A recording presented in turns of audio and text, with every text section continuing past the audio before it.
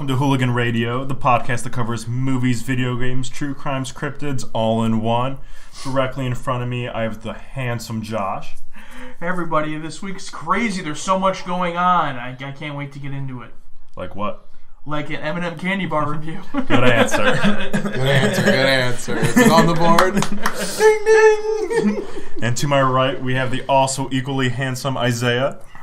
You guys, I became the one thing that I'm probably the polar opposite of yesterday. What's that? A godfather. I am the least godly and the least parentally person I know in the world. But I had to lie a lot in a church.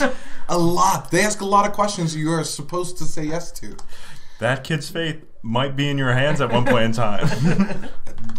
Good hands to have it. Perfect. Congratulations. That's awesome. And then who's talking now but the most handsome Zach? So let's just go ahead and jump right in. Josh, what news do you have this week? Whoa. Most handsome? Go ahead. So let's see, guys. Let's start off with what everyone's been waiting for. I finally got my hands on the M&M candy bar. So still not at the drug mart, by the way. But I found them at Target. And which version? So there's the regular version, peanut, almond, and crispy. At least that's what I tried. There might be more. Basically, so you tried all four of them? Tried all four of these, yeah. So basically what they are... We do this for you, the listeners. Yeah. It's basically a chocolate bar made out of M&M chocolate, and then the M&Ms inside of it are mini M&Ms. So they're not like full-sized M&Ms in the candy bar. But it was fine. Didn't we talk about last week how supposedly the chocolate inside M&Ms are like the worst kind of chocolate? And you said it's made from that chocolate? Yeah, you can tell it's very it melts very easily. Like you can tell it's not the most strong chocolate. But yeah, I'll probably never have it again. But I'm glad I found them. So I guess the real question that the listeners want, out of the four, which one do you recommend the most? Oh, if you were gonna have one, I would recommend the almond. Just because I like almond personally. If you don't like almond, then I guess don't eat that one. But I like the almond one. And the crispy one kind of tastes like a Nestle Crunch bar. Kind of comparable. But the regular one is just and the peanut one was okay. But nothing too special. Sounds like all of them were okay. Yeah, they kind of were, but they were only like $1 each, so I can't really complain there. Prediction time. How long are they going to be on the shelves? For a long time. Candy just doesn't go away. Yeah. They've already probably made so many units that they would stock shelves for the next 30 years. I give it till July. Yeah. All right. I agree with Isaiah. I think this is a spawn of the new segment. We got to try the new things that come out, one of us, and we got to give it a review. Got to go with Deal. it. All right. Let us know next week what you want us to try, and one of us will try it. And then... That's a lie. Don't let us know. We won't. Zach can't even make an Instagram. We will not go to the store. But me going to Target or another store and picking something up is different than me having to create something. No. We're just gonna try what we decide is new and want to try. Also, next on the list, Zach has to try Coke Vanilla Orange. Deal. Also, this was the perfect example for you to try something, and you didn't do it. Hey, I'm not the only one here who did not try. Whoa, I plead the fifth. He was busy being a godfather. All right. And then in other news, I wanted to talk about Apple. Recently had, I don't know what you call it, an event, a press conference, whatever they fucking call it now, and basically announced a lot of things. They call it an Apple keynote, I believe. Oh, keynote, okay. They announced a lot of things, Apple-wise, but I'm going to focus on the Apple TV streaming service. So there's two main things about this streaming service. The first one we've already talked about. They have people like M. Night Shyamalan, Kumail Nanjiani, and people making programs for them that are going to be on their streaming service, and that's fine. That's just another streaming service. Put it on the pile with all of the others. But the part of it that actually did interest me was that they're selling it as a program to where you can have all of your streaming services in one. So basically what they're advertising as is on your iPhone, your Apple TV, and iPads, Macs. Basically, you're going to be able to go into the Apple TV program and connect all of your streaming accounts to it. So connect your Hulu account, connect your Netflix, your Amazon Prime, connect everything to that Apple account, so when you log in, you see all of the movies and all the TV shows basically as one library. So it doesn't really matter if what you're watching is from Netflix or from Hulu. It's all available on the Apple program, so that you don't have to jump from Netflix to Amazon to Hulu to see what you want to watch. You can just surf through one library. I found that part of it really interesting. As just another streaming service, like I said, it doesn't really separate itself, put it on the pile of the 8 or 9 others. But that factor I felt like could make it a little bit appealing if you have Apple products. What do you guys think about that model? Actually, it looks like here that it's also coming to other smart TVs too, like Samsung, which I didn't think they actually were doing at first. I thought originally when it came out it was only going to be for Apple products. Yeah. I think it does say, like, as soon as May, it's going to be on the Apple products, and then later this year, like later in the fall, it'll start being on smart TVs as well. Sounds like an expensive library of stuff. Yeah, and also keep in mind, there's no price yet. They did not announce a price point, which a lot of people felt was weird because like they have this huge announcement and they're announcing how much it is. But it's not as if you sign in, you buy the service, and you get all of that stuff. It's whatever you already pay for. You just log in and connect to your Apple Plus account. So it just sounds like if you have Netflix, an extra step to get to Netflix. Yeah. To me, so I have a Fire TV, and with like Alexa built into the remote or whatever, and I can just be like, Alexa, play, and then whatever show. If I watch it on Hulu, it'll take me to Hulu and play it. If I watch it on Amazon Prime, it'll take me there. I don't know if it works with Netflix. I haven't tried it, but and I don't pay anything extra for that service. Okay. Yeah, I have a Fire TV as well. So like I already have the library thing going on. Yeah. I don't have it across devices, but I also don't watch anything on anything but the TV. Okay. It's not like I'm watching Hulu on my phone or even on my computer. Just because I don't have any reason to. Yeah. Yeah, I think it'll be very similar to like a Fire TV. I think Apple's main goal is to get to a point where you don't need any device. It's just whatever you have, like your TV, whatever you're watching it on, you can just log into it as to where, like, you know, you need a Fire TV to plug in. Unless you have a smart Amazon TV, or do you have the little thing? The Fire Stick? I have like an actual Amazon Fire TV. Okay, so you don't even need an extra device. It's just on your TV. So I think that's what Apple's goal is basically. Because you think of like Amazon Prime Video isn't meant as a replacement to Netflix or to Hulu. It's more of a complementary. Like you can watch all of that here and also have Amazon Prime Video. Right. I think Apple TV is trying to be kind of that similar thing. The only downside to that is Amazon also has an entire store where you can use your Prime to buy a whole bunch of shit. You can literally buy anything. Anything off Amazon. Yeah. Yeah, but as for Apple, they offer products, but that's not really the same thing. So I don't know. I found that interesting, but just watching the walls get a little bit higher every year. Just like standing on the outside, like, do you think the garden in there is nice, Zach? No, it's not. Do you think it's nicer than trying to get outside of those walls one day? I think the ceiling is the new announced Apple credit card, which just takes you fully into it. Like, what if your money was Apple money? That's what... your money runs through Apple, so good luck trying to get out. And then, Isaiah, what do you have news for us this week? So, I think literally at the end of the last time we recorded, I found this article about there is a couple created Good Boy, a line of beer your dog can drink. So, everybody probably knows, because I use her to market the podcast a lot. I have a dog, and she likes to get turned up. She grew up a college dog. So, anytime we're drinking, she's always sniffing people's beers. So I was like, I got to tell the public about this for people who have dogs who like to get turned up. So it's called Good Boy, so that's probably going to be pretty hard to search for online. But we might throw this link up on the Twitter. Good Boy Dog Beer. Good Boy Dog Beer. I hope they sell that on Amazon. That'd be sweet.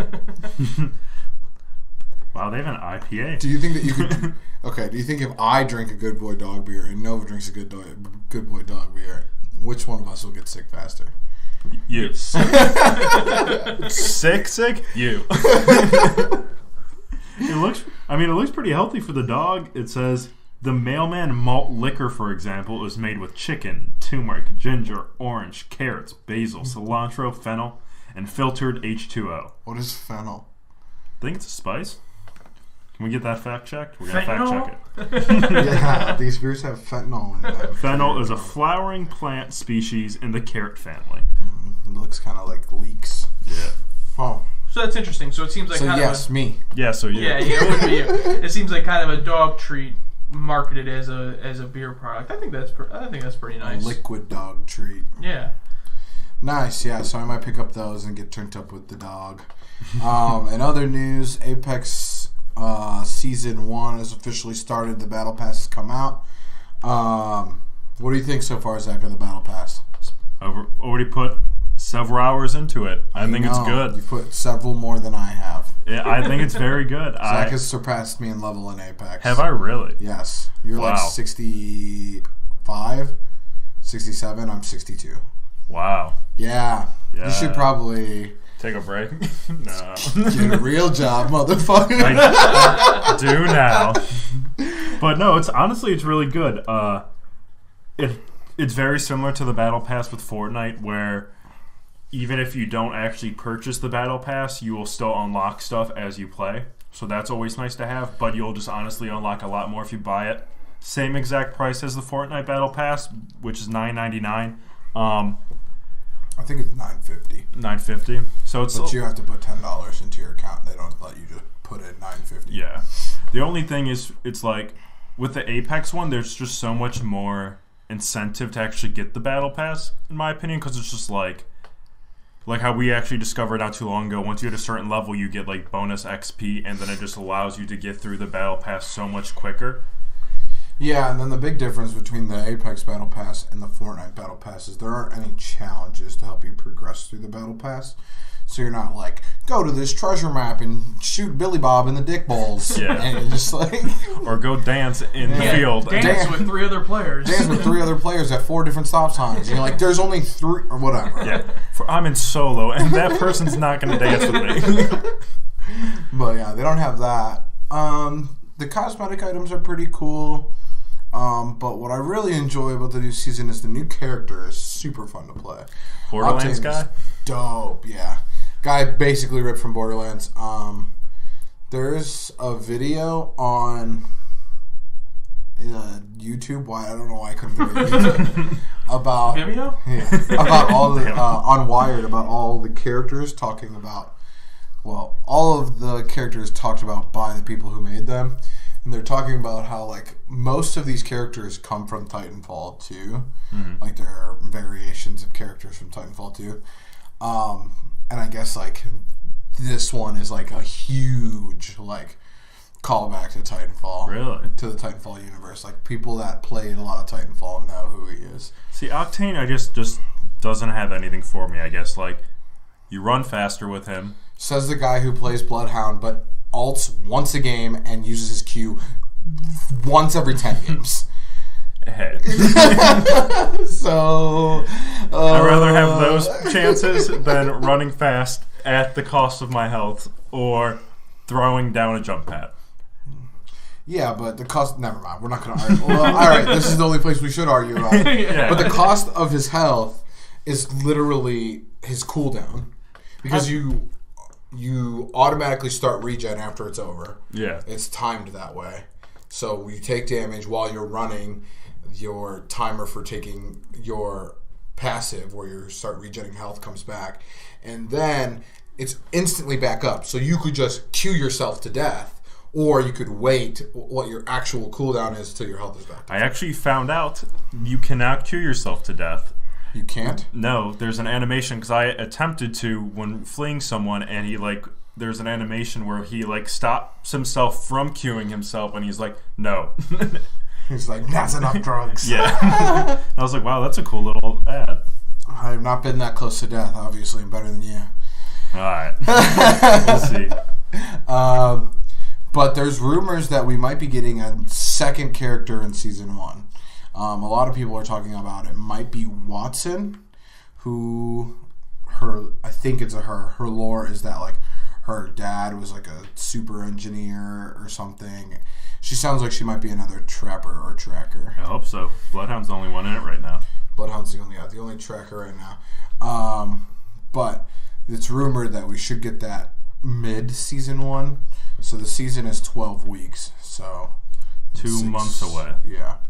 In 6 weeks, it's already been, by this time it comes out, it'll be 1 week. So we might get somebody in a month, but who knows? It's all rumors. There's a lot of stuff been data mined from the game that could be coming out in any point in time. So we'll see where that is. I don't know. I think the Battle Pass is okay. I think that the game is still fun, but man, do we need to find a third. Yeah, you learn really quick that you don't like, or at least I learned pretty quick, is I don't like playing with random people. Right. Do they still not? It doesn't cross-platform, does it? Not yet. No, I think that game has another big like Fortnite. It's going to have a pretty big leap from like the different consoles. I feel like. Okay, because like that's my biggest thing with it when I play it is just like, I either get put with. I mean, the ideal situation getting put with 2 adult guys because then at least they know what's going on. But like a lot of times, it's just like 2 8-year-olds, and they're I have my headset on and they're like. I'm like, hey, what's going on? They're just screaming. It's like, okay, this isn't gonna go. I played a guy with I was in a random match earlier this week with one guy. Just right when we got paired, he was like, "Hey, what's up?" Anyone have Mike? I was like, "Hell yeah, this is awesome!" And before I could even speak, just this other guy just, "Oh, let's go!" Just crazy guy. But it was all crackly. Like poor Mike. I was just like, I don't even know how to mute you. This is gonna be a shitty game. So it's basically me as a solo person most of the time. So it does not go well. Mm-hmm. Some other things that could be possibly put on the radar. There's been data mined that solo queue exists in the game currently. It's just not enabled. So people are thinking that it might be limited time mode. Another thing is that it's looking like they're probably going to do multiple maps. That would be fun. Yeah, I think it would be really cool. And they might, depending on how the player base is when it goes that way, they might do it so you queue per map. So you don't queue.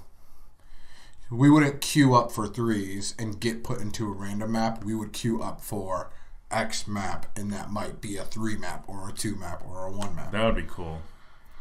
I think that's how they have to do it because there's so many elements of the map that just show 3 people. It wouldn't really make sense.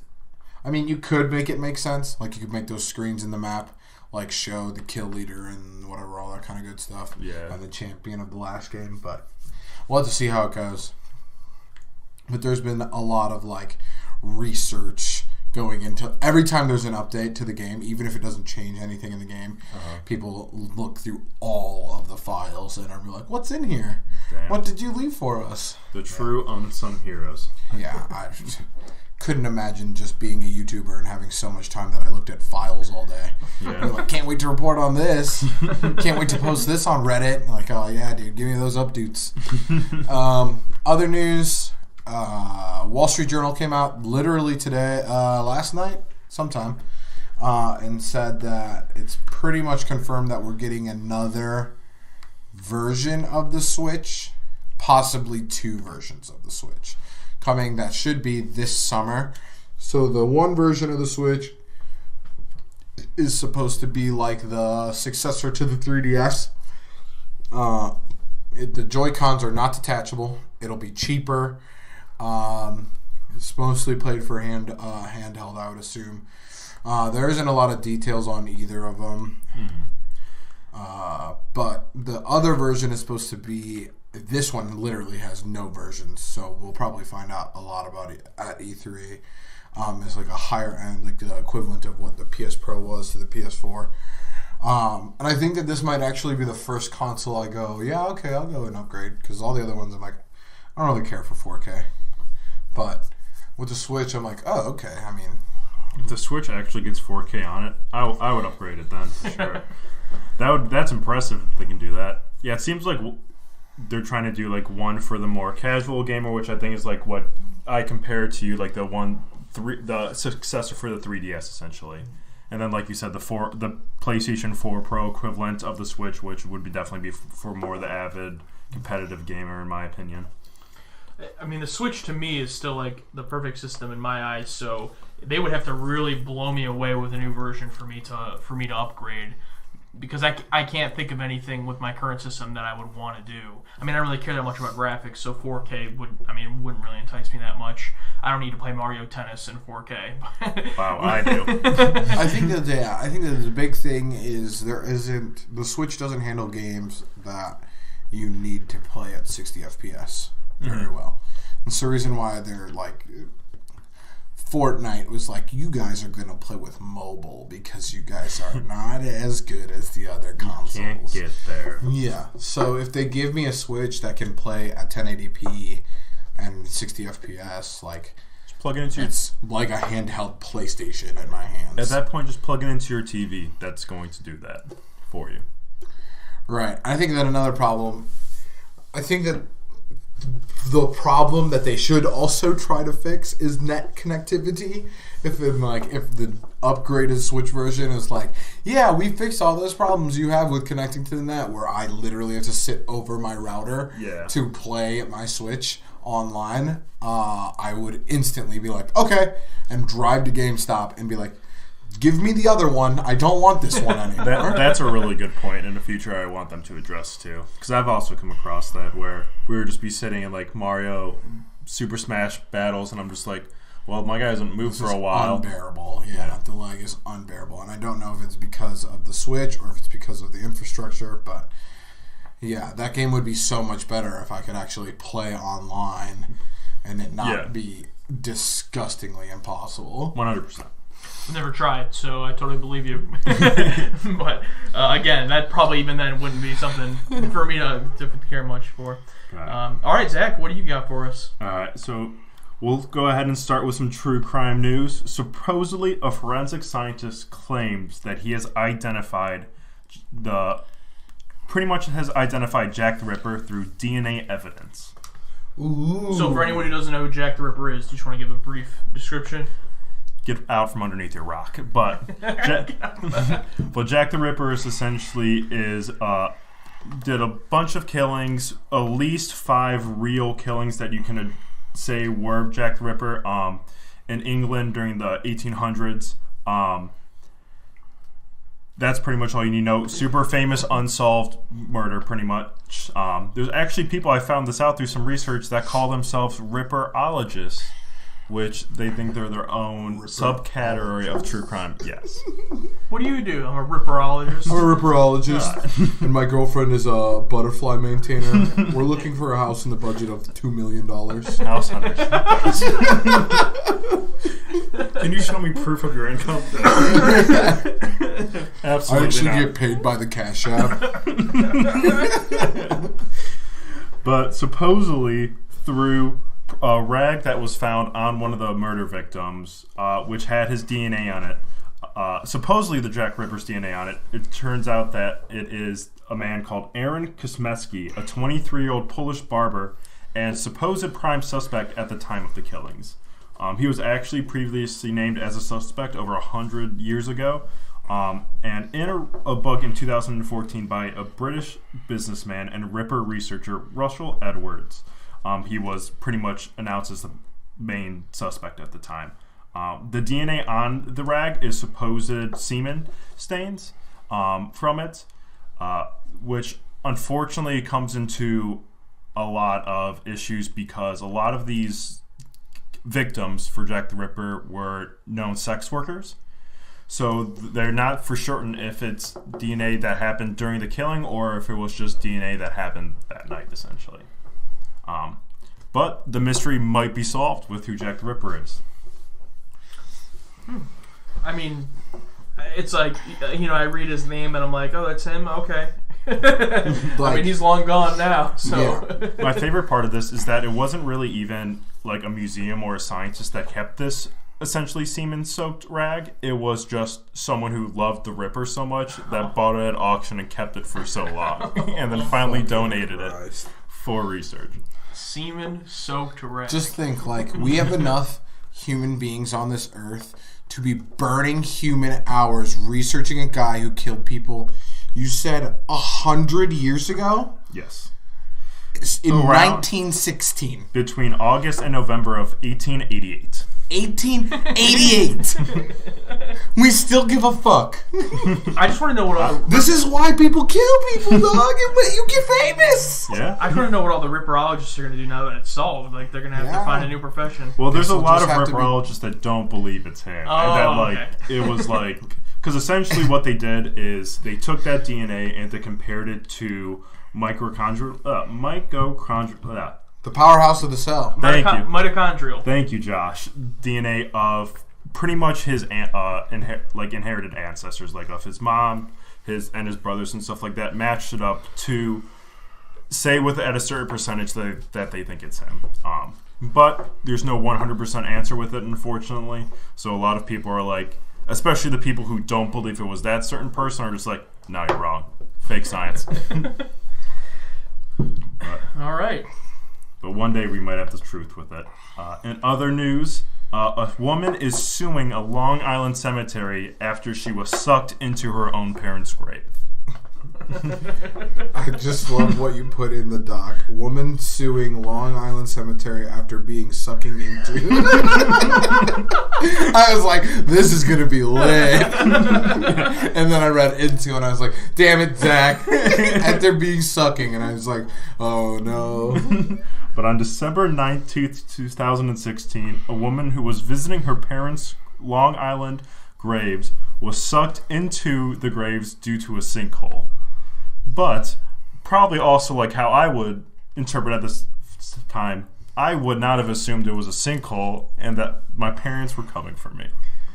But yeah, your mom would definitely be coming for you, Zach. 100%. Come down here with me. If I die, you die. I brought you into a casino. Which side are you on? But supposedly, through like the lawsuit and just speaking with the cemetery, gravediggers left a void in one of the burial plots, which caused the sinkhole to happen. She is essentially suing the cemetery for about $5 million, being traumatized by it and all of that. And one quote that I love in here, where's it at?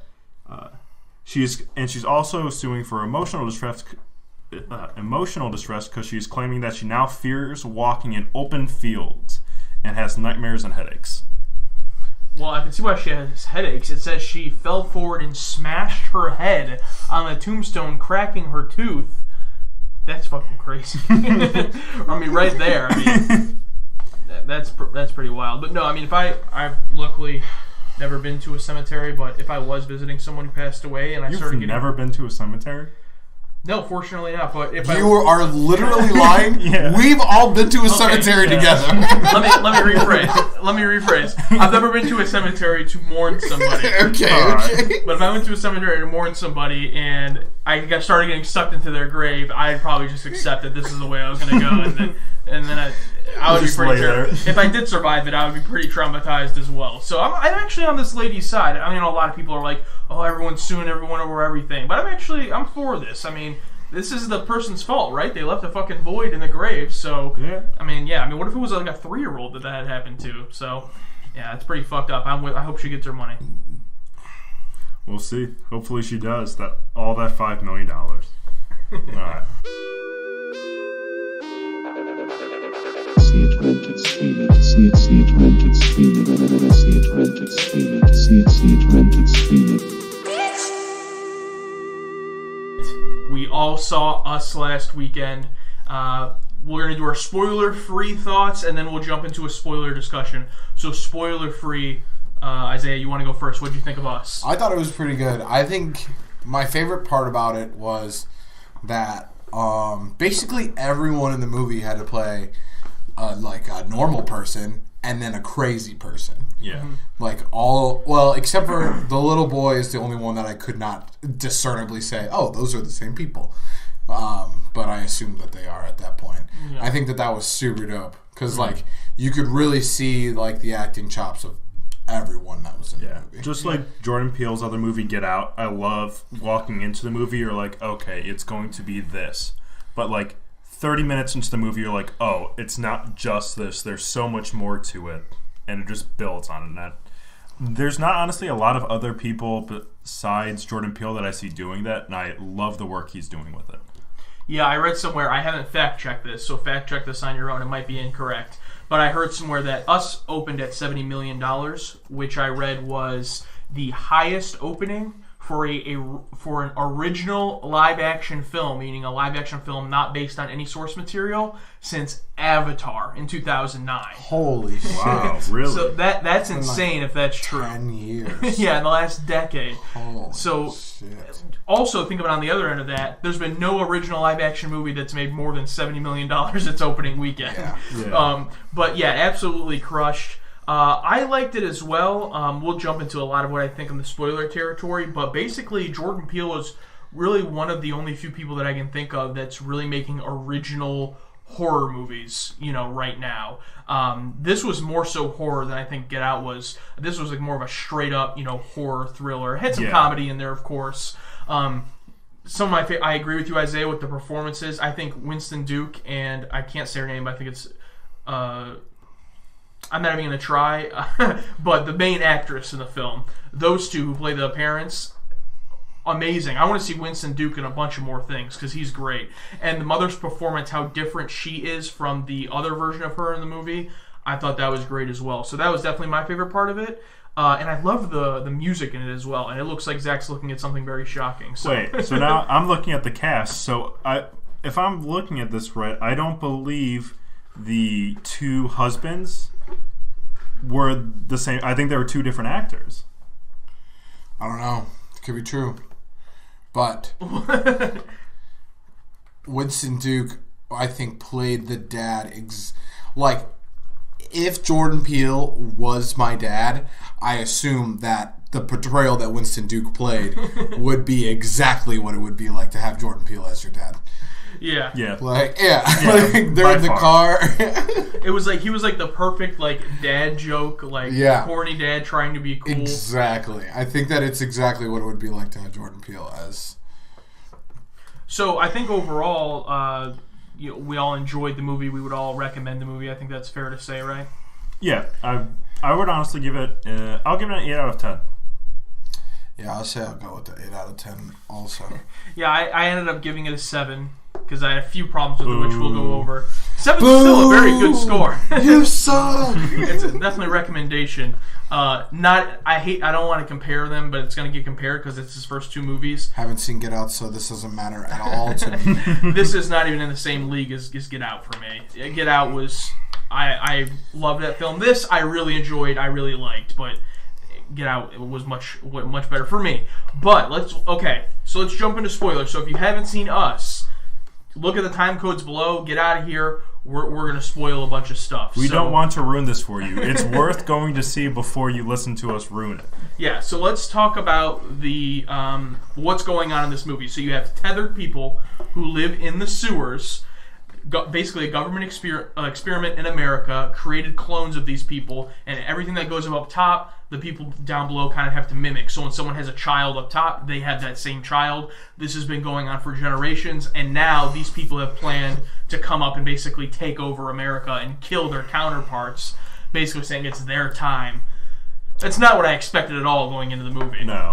And I think... like Josh mentioned, they live in the tunnel systems that are underneath the United States. And that was, going back, at first, so in the very first, 30 seconds of the movie, before there's even a first scene, there's a black screen, and it just talks about how there's thousands of miles of unused tunnels underneath America's infrastructure, essentially.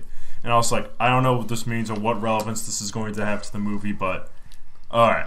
And then, at the end of the movie, I was just like, you know what? I could have done without that. I wish they wouldn't have put that in there because the entire time I was thinking about that and trying to correspond that with the movie, and I just thought I could have done without it. That's fair because I think too, once when that showed at the beginning, I was like, oh, okay, that's fine, okay. And then once they explained what was going on, at no point was I confused or I was like, oh yeah, they mentioned this at the beginning. Like, it was pretty clear when she explained what was going on, at least to me. Yeah. But for me, my biggest problem was the twist at the end, with the mom actually being switched.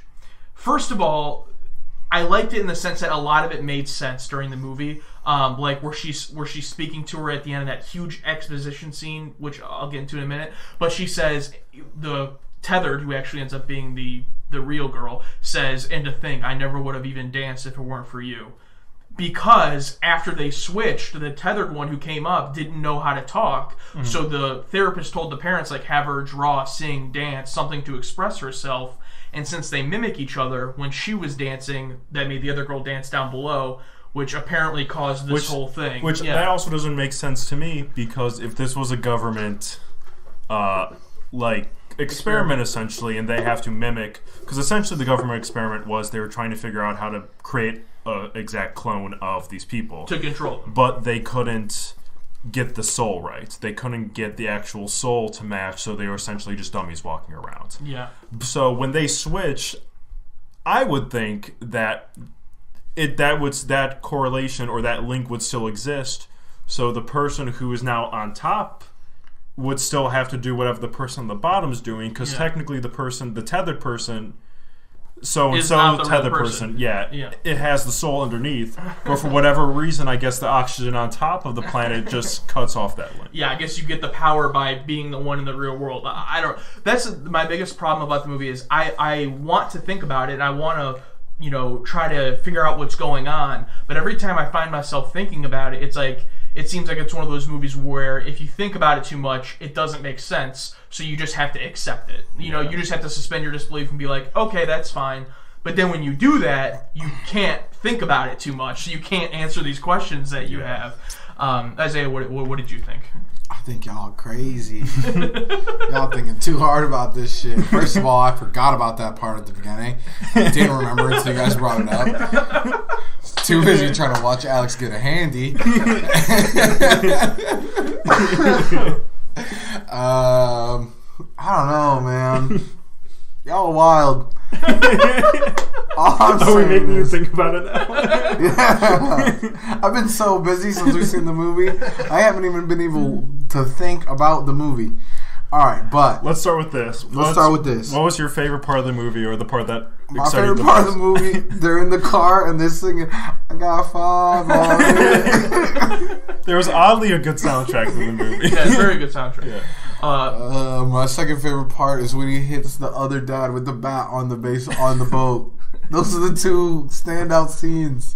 One part that really did get me is when you see the other family, their neighbors, they're just like kind of talking to each other on the house, and then all of a sudden their tethered come out and kill all their family members. I was like, oh fuck. Right, because I thought that they were the only ones that were tethered. Same. And they killed the daughters too. Like, just fucking comes out and stabs her in the neck. And that was like the point, because that was like a 30-minute, 45-minute mark into the movie, and that's when it was just like, oh, that was the moment for me, which I can't think of the moment for me in Get Out would have been, but it was just like, oh, there's a lot more to this movie than I thought initially. Yeah, and I also love the moment after that scene in the house where they're in the car arguing over their kill counts. Like, she's I killed the most people, and he's like, no, I killed Josh and myself. That's 2 people. And then the little boy's like, I killed whatever her name was, the woman. He's like, I killed her. Like, they're all talking about it.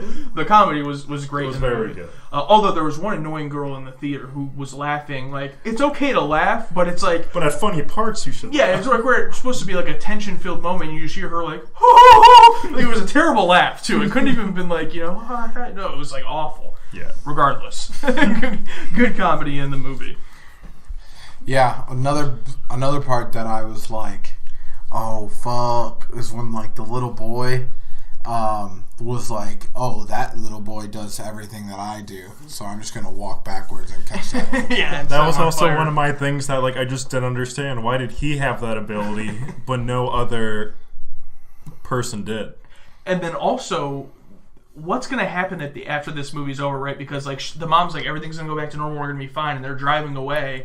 But it's like, you see all the tethered lined up, right, doing the Hands Across America, which, by the way, I loved that. When it first showed them doing that, I was like, this is great, because I remember hearing, this is obviously before any of us were born, 1986, but I remember hearing about that as a kid and thinking like, oh, there's no way that could ever be possible, that like people would actually do that. So like them, Jordan Peele involving that in this movie is almost like a parody of it. Yeah. I really love that touch, because like imagine if all these random people started coming out and murdering us, and then they're all fucking standing across the country like, that got me. That gave me goosebumps when I saw it.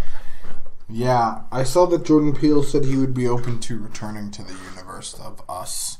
I would like that. I don't know what could possibly be. I wonder if it would be like a purge scenario where you just move on to another family of it, or like a different circumstance of it. Like, because they were based in, I think, Sacramento, was it? Or I don't remember. Santa Cruz on the West Coast. So imagine, like, I wonder how it would be like on the East Coast, or like in Ohio, or in the South. Like, it would be different, of course. That's fair. For me, I just want Jordan Peele to keep making original films. Yeah. You know what I mean? Like, people have these theories like, oh, are Get Out and Us in the same universe, whatever. It's like, I hope not. I hope he just keeps making original movies, because he's made two, and they were both, you know, premise-wise, really awesome. Yeah. So I would like to see what he makes next. But, yeah, at face value, I think most people's reactions are going to be like Isaiah's. They're not going to give a fuck about what any of that stuff means. They're going to be like, this horror movie was fun, or this horror movie was cool, or I didn't like it that much, wherever the reaction is. But when you do try to think about it, because it's not fair. We were trained, and Isaiah didn't see Get Out, so this is probably a big part of that. We were trained to look for this shit because we saw Get Out, and it's like, oh, like you watch it a second time, you're like, oh, this means this, and this means this. Or like, I love the stories of like symbolisms in movies, so I'm like, all right, well, what is this specific thing? Well, also, if you're a lover of rabbits, this movie might not be for you. But like, there's little things like that when I'm like, I want to know this meaning, and then like when I think I have the meaning, or like I read a theory or something online, I'm just like, that doesn't make any sense. Like, how would you incorporate this? And I just get mad. Yeah, but overall, I definitely, one thing I have to commend him for is his lack of jump scares in the movie. Every time you think like, oh, here we go, it's going to get all quiet, and then a loud noise, they didn't do it. They subverted it and did something else. Those have honestly been my favorite horror movies lately, because like there wasn't really a moment during the Us scenes besides like the little moments of comedy where you felt at ease. Like the whole entire time you're like, all right, something can happen. Like I feel that uneasy feeling, and I love that. Yeah. Well, I think that's a pretty good summation. Anything else? Nope. No. And then, Zach, you wanted to talk about a Netflix show, right? Yeah, so one, for the stream it portion of it, we brought this up last time, but now some of us have actually watched some of the shorts is of Love, Death, and Robots, which I've watched all of the shorts. How many shorts do you think you've watched, Isaiah? 4? All right. I watched one downstairs with you just now. Yeah. There's probably about 12 shorts around that mark. All different. There's really no continuous story across all of them. They're just all different shorts. Unfortunately, I was super hyped for this, but at the end of the day, I think there was like really only 4 or 5 shorts that I actually enjoyed watching. Yeah, I was not impressed after watching the first one. The first one was so good, and then the rest of them, I was like, I really just want more of what the first one was. Yeah, you could just do a series or a movie off the first short, and I would be perfectly fine with it. And that's honestly, though, how some of the other shorts were for me. Like the very last one, which I don't know if either of you two watched, is essentially like one to the World War II with the Soviet Union fighting like a secret war, which I would have loved that short like just to be longer. Like I could watch that as a movie, but they're pretty hit or miss, in my opinion. I think with any show in that... never miss, huh? I think any show in that style where you just let a bunch of different creators make whatever they want, which is what it seems like they did, you're going to have hits and misses every time. And it was a super cool concept. And I also liked how it was... Each short didn't have the same animation style. Some of them... And there was all animation, with the exception of one, essentially, which surprisingly had the actor from That 70s Show in it. I can't remember his name. Yes. Topher. I think his name's Christopher, but he goes by Topher. That's amazing. Ridiculous. Sounds like him. But I do like all the different animation styles it showed. But some of the stories just didn't hit me. So if you were going to recommend episodes to people, what would you recommend? One. Watch one for sure. Watch the last 2. And then I think there's one in the middle in there called Shapeshifters, which I also really enjoyed. I also enjoyed one.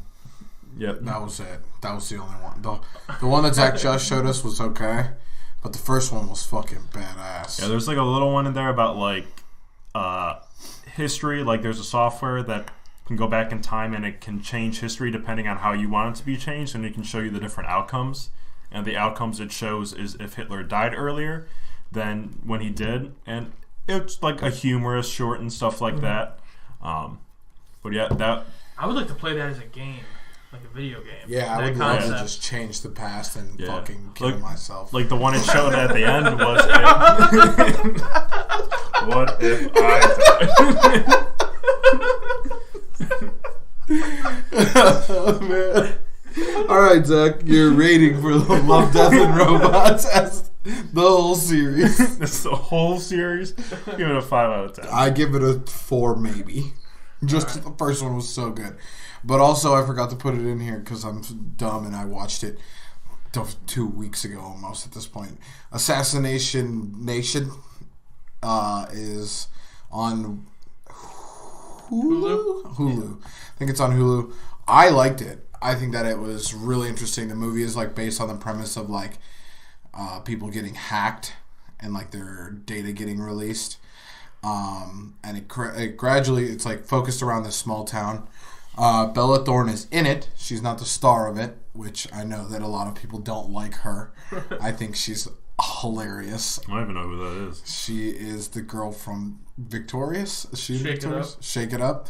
She's from some kid show. I also don't know what Shake It Up is. But it's really interesting. So like someone in, I'm not going to spoil it, someone in the town is hacking different people in the town and releasing everything on their phone, from their messages, their pictures, all this different kind of stuff. And people's lives are just getting ruined. And then he pretty much hacks more than 90% of the town and releases everything. And the town just turns into The Purge. I think it was like a much better version of The Purge, to be honest. Because like everything becomes lawless because the people, even the cops are getting hacked. So like they're being like, oh, that guy is like, he beats his daughter as a cop or some shit like that. Like, so it gets pretty insane. I think you guys should watch it. We should totally talk about it. That is interesting. I'm gonna put that on my watch list right now. Also, if you aren't a Bella Thorne fan, her part is small, and she only has one speaking part, and like the speaking part that she has, she plays it pretty well as like annoying girl in high school who's a cheerleader. So I think that you guys should definitely check it out. Zach's looking at her IMDb. She's a monster. The first thing that came up, I clicked under actresses, and I shouldn't say the first thing, but the first one that caught my eye was "Fuck Me Fire Truck," which is a short. It came out in 2019. Yeah, she's wild. On to the main topic. On to the main topics you guys have all been waiting for. Google was at the Game Developer Conference last weekend, or over the last week, and they revealed their new, crazy, insane, super dope idea, Google Stadia. So, did you guys actually take a peek at that article or anything about it yet? I watched like a 15. Well, you sent us a video of like what the conference in 5 minutes, but then I watched another one that was like more. It was like 15 minutes, and then I also watched Pat's segment from it. So I've looked into it quite a bit. I don't know if I actually read an article. It was mostly videos. I actually watched the conference after it came up. After you said it was up. So yeah, a brief rundown on it is basically nobody knows if you have to pay for it or not. Currently, the thought is that you won't have to pay for it, but you will run all of the games that you play server-side on Google, and then it'll be streamed to whatever device you want to play it on, and then you can have either the Google controller connect directly to the internet and then to your game instance so that there's less input lag, or you can use the controllers like that you have plugged into your computers or such like that. So if you're doing it on like a Chromecast or on your Google Pixel, I think that all of these things are just currently for Google devices. They don't have like an app that they'll put on other devices as of right now, but they probably, if this takes off like crazy and they make a lot of money from it, they will put it on every single thing that they can. But basically, I called this, episode 3 of this podcast? We had a whole episode about the possibility of this happening, basically. Yeah, and now that Google has been like, hey, what's up, motherfuckers? We got this. Amazon's going to be like, execute Order 66. And put out theirs. I'm going to guess that we'll probably hear more about more companies trying to put out theirs. Because I know that PlayStation... Xbox basically said, oh, we see your Google Stadia, hold my beer, basically, at this point. But there's one of the YouTubers that I like to watch has some pretty good insider information on stuff like this. And he's saying that you won't have to pay for the service, but you'll buy your games on it like you would Steam or the Epic Games Store. Okay. And then you wouldn't have to download them. They would just get streamed to your device. One of the biggest problems everybody is seeing with this is that you need some decent internet speeds. Yeah, so the article recommended 25 megabytes. I mean, that's not that high. It's not bad, but we live in a good area. That's true. So, yeah, I get 100. Yeah, same. So I'm supposed to, anyway. Right. But you got to think, if this is going to take at least 25... then if somebody else is watching Netflix on your internet and that's taking X amount to do it, I'd say all of the devices, you might slow you down. You know what I mean? Yeah. But it doesn't bother me because I live in almost a metro area where I get fast internet, and I could get faster internet in the next year, 2 years. Mm-hmm. What sucks is that this won't be available to people like one of our friends, Corey. His parents live kind of out in the country, right? So they would never be able to get it because they have to get satellite internet. They don't have cable run to their house, so they couldn't get faster speeds. But like I said, that won't affect me. Will I probably try it out? Yeah, probably. I mean, I already have a Pixel. I don't plan on switching to anything but the Pixel in the next phone iteration. Mm-hmm. So if I can play, because currently the thing that they're demoing is Assassin's Creed. I don't have any really interest in that. But they're talking about how the new Doom game is going to come out on it. Yeah. Doom Eternal. Looks like it was just a release specifically for the Stadia. Yeah, it's really interesting because that's kind of the meme in game developing culture is you can run Doom on anything. It's people will run Doom on their Tesla widescreen dashboards and shit like that. Yeah. So that was when I saw that, and I was I don't know what that they meant to mean, but it's they can run Doom. Okay, well, my car can run Doom on the Well, this means nothing. That brings up a lot of the comments, and I sent you guys some that I thought were hilarious. A lot of the comments under these videos from the conference have just been just memeing the hell out of it. And I want to ask you a question at the end of this, but first, I just saw one that was hilarious. It was does this mean I can play Skyrim on my smart fridge? Yes, it does. We're going to live in a great era. My main question is, looking at the comments on these announcements, a lot of them were overwhelmingly negative and pessimistic. Do you think that's just people's nature, or do you think there's a reason that people are being kind of so negative about this? Yeah, I think there's a lot of different angles that you can be negative from, but that comes with almost every technology territory of all time. People were I don't want wireless earbuds because the sound quality is going to be so much worse. Mm-hmm. And now AirPods and my Bose earbuds that I listen to give me better sound quality than literally any other headphones I put on, except for maybe my studio headphones that I have right here that were $200 alone. So doesn't really matter. But I think that everybody's I'm gonna lag. It's gonna okay, but if you start out playing games where it doesn't matter as much. So obviously I'm not going to go in and play Call of Duty because it's fractions of a fucking second matter between you live or die. But if I could play Spyro on my TV downstairs, then put Spyro onto my phone to walk upstairs and then play Spyro in my room on my phone, The input lag there isn't going to kill me. It might kill me in Crash Bandicoot because that game fucking is hard. Do they ever fix the camera movement? Right. Does it still go? And I think that's why they're not displaying this with Call of Duty or something like that. They're displaying it with like these single player story games.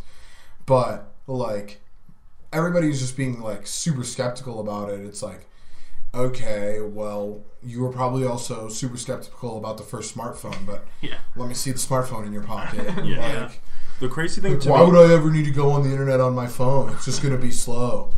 Fuck you. Watch. Look at those people. The crazy thing to me about this is that I don't see the ceiling for this.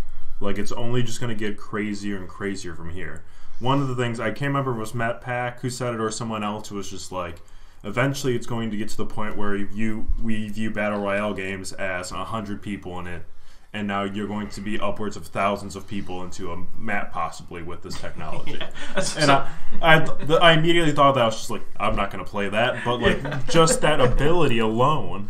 Yeah, that's what's really interesting is because like a lot of the problems that people have, so the way that gaming architecture works is I send my data to a server. Well, I send my data through an ISP to a server, and then that server sends me my data back and everybody else's data. Instead, with Stadia, they're saying that these game developers can host their game on their server, and they're basically an ISP at this point. So you're just sending it one way instead of it being like, we need this from here and here and here and here, and then send that back to that person. You know, so it'll all just be like, we're all hooked into this. It'd be like playing 4-person split screen, right? All on the same PlayStation, and being like, oh, okay, so like there is no difference in the. There's never been lag in split screen because you're not. You know what I mean? So we're all playing on the same thing. That's kind of like the same concept. idea. The lag isn't going to come from different interactions with people. So say Zach has half the internet speed of what I have.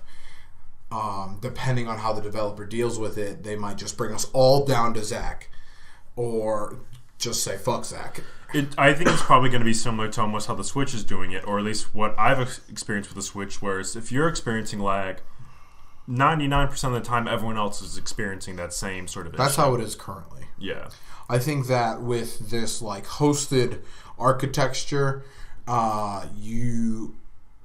it's probably going to be if your internet connection isn't good enough, then we'll just remove you from the game. So that I think that would work. It would work better that way because from what Zach will probably recall is the thing is of host connection that never will exist ever again. Yeah.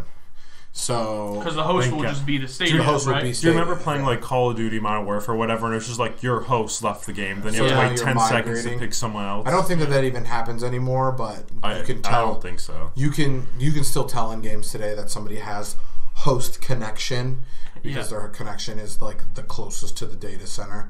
That might still be a thing. I don't know. There's a lot of things about it that people don't know, and I'm like I'm saying is like I think your host in this particular will just be whatever data center you're located at. And I would love to sit down with all those people who are anonymous in YouTube comments and say, okay, where do you want the gaming industry to go from here? Yeah. You want them to release the PS5 and then the PS6 and then the PS7 and what? Because after 8K graphics, your eye already can't tell the difference between 4 and 8. Yeah. Yeah. There is no... Well, that was going to be my next question to you was, I think when we last talked about the future of the gaming industry, we had kind of said, okay, you'll have PlayStation and Xbox and maybe Nintendo release one more systems and then they'll go to a streaming. With this coming out, Google says they're going to release it in 2019. Do you think that's going to speed up the process of these other companies? And do you think we might not even see a next generation of systems? We might go straight into more of a streaming? I don't know. I can think... Because it hasn't... Was it Sony that recently announced that they were in development of their new next-gen console? I think at least I personally think that there was at least one more console in the works for at least Microsoft and Sony. But this is definitely putting the fire under their team for their streaming service. That's for sure. Yeah, I think you're not going to scrap the next PlayStation. They've been working on it since the last PlayStation. If you just threw all of that stuff away, it'd be like, hey, why don't we just burn a fucking load of cash for no fucking reason? So I think that this will be, because this isn't going to catch at first. Stadia won't catch at first because people are skeptical. So the next iteration of console can come out and everybody can be like, oh, I'm just going to spend the $600 and have my own console and all that kind of stuff. There's some other implications that everybody's worried about, like, okay, if I buy games on Stadia, do I actually own the games? Are they my games? Or if I got banned from my Stadia or Google account, do I lose those games? All these other questions, you know what I mean? Yeah. Things that we just can't answer at this point. We just don't know enough about the service. But so I think that these next consoles, while they might take a hit from people like me, who's like, oh, okay, well, like, why does it matter if I can own my $2,000 PC and then have Stadia to play on my smart TV, phone, or possibly even my Switch? Like, it doesn't really fucking matter. You know what I mean? Yeah. But woe is me. I don't really fucking give a damn. Yeah, because I mean, for me, it's like I'm already all bought in. Like at this point, if it does come out in 2019, like they said it would, and it works and it's okay. Like I'm totally planning on getting it as soon as I can, and it may even get to a point where I might just keep my Switch and get rid of my PS4 because like I'm already having to buy another hard drive just to download more games to my PS4. So it's like the people always make a big deal out of like, oh well, if you own the disc, you own that disc, it's your game. But it's gotten to the point where it's like you put in the disc just so your system knows that you have the game. You still have to download the game to your system anyway. It's just showing proof that you bought it. Yeah, so it's like I might as well just be streaming it, Yeah, and it's like, okay, you own the game, but we all know that if I turn around and try to sell any of the games I have downstairs, I'd barely make $60 to get a new game. Yeah. Yeah, and a lot of the games, it's like, if you don't... so do I really own the game? And then it's like NBA 2K, I own that game, but if my internet goes down, I can't go home and play it. Unless I just play like a demo mode, basically. Like, you can't play your game without an internet connection anyway. So unless you're playing the Nintendo GameCube, owning the game doesn't really matter anymore anyway, in my opinion. Yeah. I think that, there's so many different things that people are just like, oh, I don't know, what about this? And I'm like, I don't know, you're living in 2009, why don't you just get it together? Yeah. But there are some things where it's like, okay, like first-person shooters are going to be an interesting place because it's like, if the data center is in Cleveland, then I'm going to smack everybody who's connected to the Cleveland data center. Unless they live in Cleveland, then it'll be more. But like, if do you think it'll be that huge of an effect though? Like, say you're playing here and I'm playing in Illyria. Do you think it's gonna be that huge of a difference from? No, it wouldn't be a big deal. And that's the best part about it being Google is Google has so many data centers that we would probably never notice. Yeah. But if you were like to accidentally connect, say I connected to LA or something dumb, like say something happened to the data center close to me or whatever, and I connected to like LA or something, then I would obviously be able to notice because no matter how fast your internet, the like travel distance will have to matter. And those people you brought up beforehand who don't have the internet connections good enough to do this are already not able to play games like Call of Duty because their internet connection isn't good enough. So it's not like they were able to do something now they can't. This just won't be available to them, just like Call of Duty isn't available to them now. So or it is available to them, but they just have a poorer experience that they have to come to live with. Right. But I saw a comment saying like, "Oh, Google will announce this is closing by March of 2020." It's like it's such an ignorant point of view. Yeah. No, one, Google would spend $1 billion to make sure that doesn't happen. Yeah. They don't just like. I mean, what is the one? Was it? The last thing that I saw Google actually fail on was that Google Plus or whatever, like their social media. Oh yeah. I don't know. And they just are now closing it. Yeah, when like did we? I made a years? Google Plus account. Fucking Whenever I was like, oh, Facebook isn't the answer. The only other thing they're not doing too hot in right now is with their smartwatches, but or Google they're Glass. putting a lot of money into Glass got canceled. Yeah, that got canceled. But they're putting a shit ton of money into Couldn't find their the developers smartwatches now to pretty much fix it all. Right. So, I mean, while your point is valid, Google made hardware for smartwatches isn't the best. Android Wear, the software behind it, is the best. Yeah. So this isn't Stadia isn't a hardware; it's a software. Mm-hmm. And it seems like they're Google already pretty does far along. software better than anyone else, I would assume. Yeah. I cannot tell you who has any better software than Google, other than Adobe, maybe, but it's locked behind $1,000 fucking a year. I'm not gonna pay that shit. Google's like, we'll fucking give you this. Hell yeah. And I'm just like, yeah, and I'm gonna fucking use that bitch. But like, the only thing is like, if Amazon gets involved, Amazon's cloud platform is much better than Google's cloud platform. So it could, depending on the developers, which Google has a monopoly on almost at this point. I just can't see, and I just feel like, just because I mainly know Amazon as like, that's where I buy everything. Like, I can't imagine them having a streaming video game service. Would you have guessed Google a couple weeks ago? Because Yes. I wouldn't have. I would have been able to guess Google just because. Well, It's been, at least I've heard rumors and read rumors of them wanting to eventually get into the video game market, but I would have guessed nowhere 3 years ago that it would have been with a streaming service. Of course, it probably would have been with a console that would not have been up to par. Well, yeah, I think that what you're saying is right, but if you think about it like this, they aren't getting into the gaming market. They're getting into the streaming market. They're getting into the streaming market, and guess who has a huge market share on infrastructure for streaming? AWS. I think Netflix was or is majorly hosted on Amazon servers. I know that at where I work, the most dominating platform for like cloud services is AWS. AWS is like the thing because they have like their ability to spin up more servers as you need it. This is also the one thing that I think no one's going to notice when it gets fixed, but I am very excited for it to happen, is server capacity.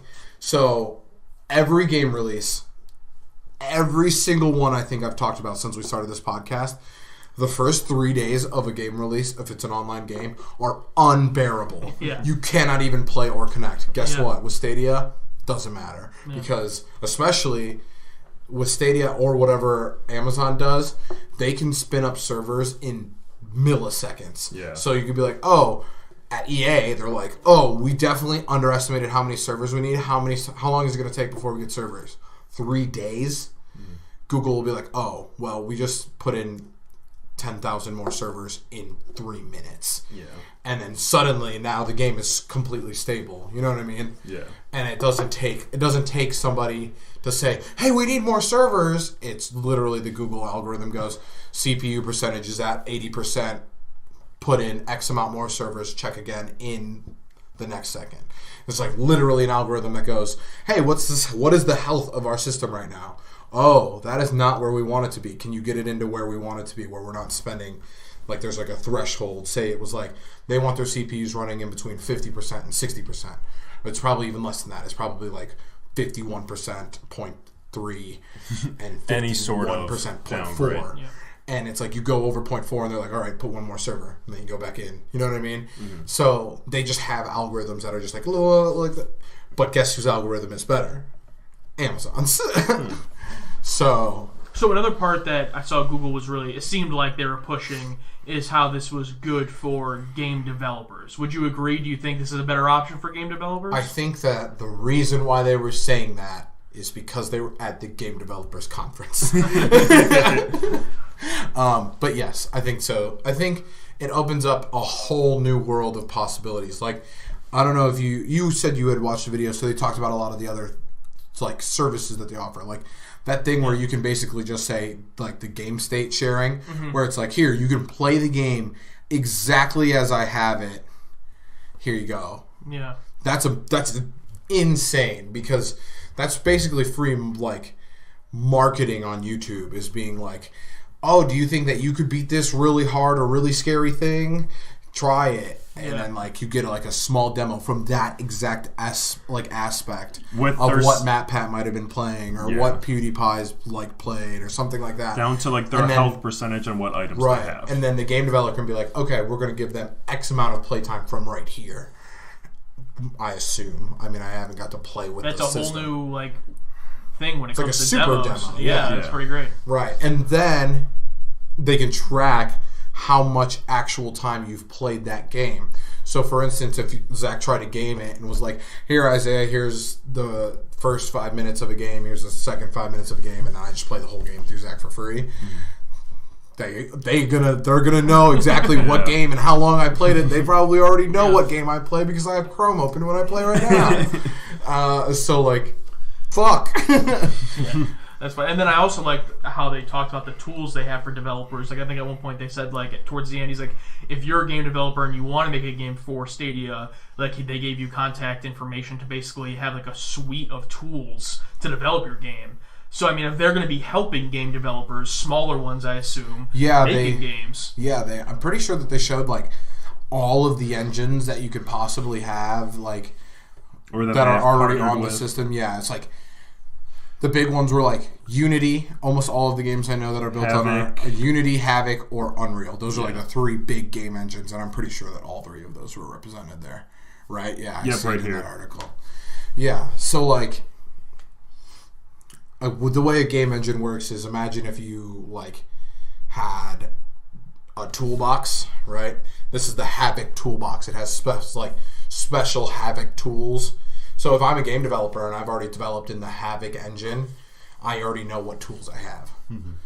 Comparative to where if I'm developing for Stadia, I now have the full fucking... You go to your grandpa's house and you have a whole fucking garage of all of the tools. And you're like, oh, I wonder if these two tools will work. Mm-hmm. You know what I mean? Yeah. That's what I'm wondering is like, could you use multi-engine like things? Like, could you do like engine melding ordeals like that? And I think that would be crazy. That would be really cool. But I don't know how it would work. But all I'm saying is, your boy called this a very long fucking time ago. I didn't think that it would. I thought it would be next year that we would start to see these, and next year might be the time when we actually see these like in a state where people are like, "Oh, this is like a viable option." You know what I mean? Because when this releases in 2019, it's already in testing, so I'm going to say that's not going to have that many problems coming out.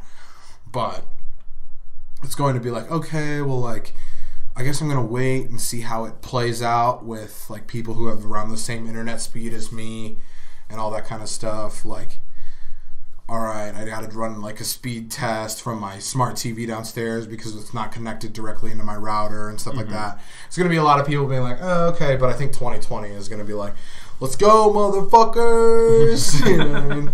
I can't wait. Yeah, I think it's going to be super interesting. I think everybody that's super skeptical about it has no reason to. It's not like they're going to be like, now you have to buy Stadia. Like, why wouldn't you even try it? Like, if you just don't try it, you're arrogant. I think that one of the problems that I could see and is a viable complaint is if Google just starts fucking spending like millions of dollars and being like, nope, that's a Stadia exclusive, that's a Stadia exclusive, that's a Stadia exclusive. Yeah. But hopefully they don't do that. Yeah. Hopefully. But who fucking knows? It's Google. Like, they can do it. I told myself in 2015 I'm ready to align with the Supreme Overlord. Which one do I want to pick? And I picked Google. So I had to go from Samsung over to Google. Well, yeah. Well, you all kind of were like looking at the Samsung ship like, y'all don't know how to drive a boat. No. Our boat's going in circles. Right. And it was either jump to Apple or jump to Google because Amazon didn't make smartphones yet. They still don't, as I know. The Fire Phone. I'd be like, okay. Alright, we're done. I've been looking. Alright. Well. But, yeah, so probably expect a Stadia review from me because I'm going to be fucking baffled at that technology when it comes out. What are you thinking, like holiday season or early fall, or what are you expecting? I'm thinking that it'll probably early. I don't know. Because Google is a fuck, and they like to steal the show. Specific date, go. I'm thinking open to the public date sometime in the summer. They'll take on like open to the public beta. Last day at E3. They'd be like, you do this. They'd be like, all the games that you've seen today, you can play on Stadia today if you sign up here for the beta trial. And I'd be like, oh yes, yes. Well, that's what's another dope aspect that I didn't even think of until right now. Games getting beta tested would do so much easier on Stadia because they could be like, yo, here's a link to our game. Can you play it for a while and see if there's any stability issues? I don't have to go through a 40 gig install. I don't have to install a new launcher. All this other kind of dumb bullshit. I can be like, oh yeah, I'll beta test that for you. Yeah. And they'll get so much more precise data from the Stadia instance than they ever would from getting people to send in their bug crash reports. 100%. So. All right. Well, that sounds awesome. I forgot to bring this up before we recorded, but I wanted to introduce a new segment for the end of our podcast, so I'm just going to fucking do it right now. End of the podcast segment. What is it? I'm going to do this new segment. It's going to be every week we're going to have a different question for our fans, and the best answer we're going to say on the podcast, and then we'll give our answers as well. So last week I asked on the Hooligan Radio Twitter, which you can follow at Hooligan_radio, if a friend were to tell you, I've never seen a movie, where do I start? What's the first movie you would show them?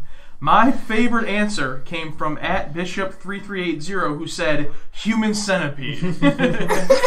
I think that's the what do you in like Dungeons and Dragons? How you have like the different like classifications, like chaotic evil or whatever. Yeah. That's the worst. That's the the worst most chaotic evil. That is the most chaotic. I would say that my answer was lawful evil because I said that I would show them Avengers Endgame and not answer any questions. Not answer they any would questions. Just bug.